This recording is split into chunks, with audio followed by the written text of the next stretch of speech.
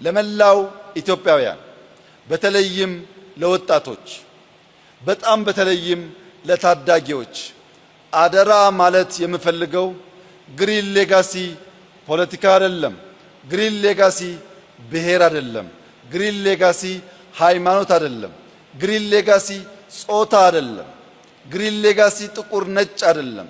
ግሪን ሌጋሲ ኢትዮጵያን ማልበስ፣ ኢትዮጵያን መስራት፣ ኢትዮጵያን ለትውልድ አስቦ ማሻገር ስለሆነ የናንተን ነገ አምሮ ታዩት ዘንድ ከነገ ጀምሮ ዝናብ ቢሆን ጭቃ ቢሆን አድካሚ ሁኔታ ቢሆን ካላችሁበት ነገር ተነስታችሁ በየቀኑ በመትከል ለዘንድሮ ያቀድነውን 7.5 ቢሊዮን ችግኝ በጋራ በርብርብ እንድናሳካ በታላቅ ትህትና ልጆቻችንን ወጣቶቻችንን ማሳሰብ እፈልጋለሁ።